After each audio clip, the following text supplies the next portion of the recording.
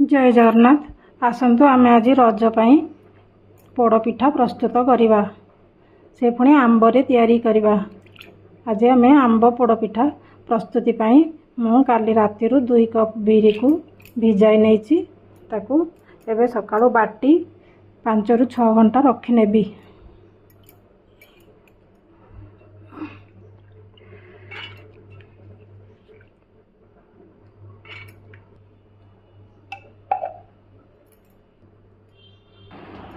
बिरी को यही भली बाटिबे, बेसी पानी दे बाटिबे नहीं।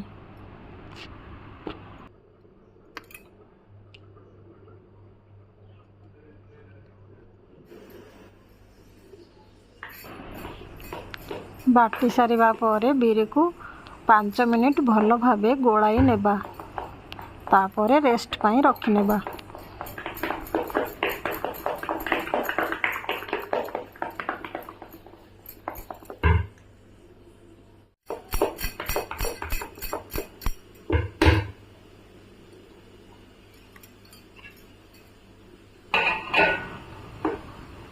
चार घंटा हो गलानी। तापरे आमे पिठा पाई प्रस्तुति करिबा। 2 कप बिरी रे 1.5 कप चाउल गुंड पकाइबा। 1 कप आंब रस मु बाहर करी रखिची ताकू पकाई नेबा। 1 कप नड़िया कोरा, स्वाद अनुसार लूण, 1/2 चमच गोलमरीच गुंड,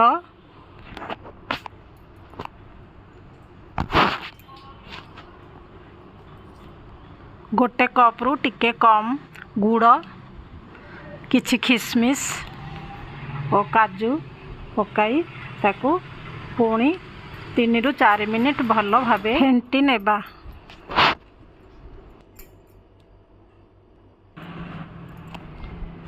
आपण माने मो चैनल रे नुआ थिले सब्सक्राइब करिवे, पाखरे थिबा बेल बटन को दबाई नेबे।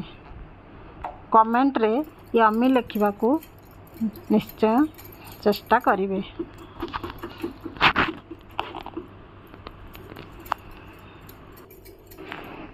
भल भाबे फेंटी सारिबा परे छोट चामच रे 1/2 चमच रु कम बेकिंग सोडा पकाई ताकू गोलाई नेबा। बेकिंग सोडा भल भाबे गोलेवा पई सेथिरे टिके आमे पानी पकाई नेबा। तापरे ताकू भल भाबे फेंटी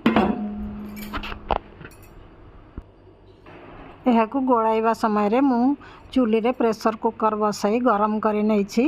प्रेशर कुकर भल भाबे गरम करी नेबा। तापरे गैस को सिम करी नै गुआ घियो 3 ରୁ 4 चमच पकाई नेबा। सही समय रे आउ 1 चमच गुआ घियो ए पिठौ रे पकाई ताकू गोलाई नेबा। गोलाई सारिबा परे प्रेशर कुकर रे आमे ता पिठौ को ढाली नेबा। पोड़ पिठा को सजाइबा पई गोटा काजू को हाथ रे फाळ करी नै गोटी गोटी गिरी सजाइबा। आपण माने चाहिले टूटी फुटी भी पकाई पारिबे। तापरे प्रेशर कुकर को बंद करी नै 35 ରୁ 40 मिनिट सिम रे बसाई नेबा। 35 ରୁ 40 मिनिट हो गलानी। एबे देखिबा पिठा होईची कि नाही।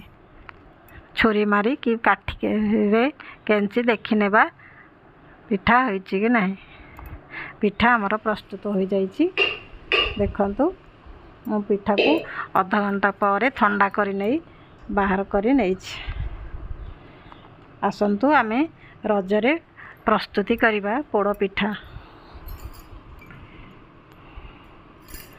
आपण माने भी एही भली प्रस्तुति करी मते कमेंट करी जणाइबे। रहिली नमस्कार। जय जगन्नाथ। पुणी देखाबो आसंता वीडियो रे।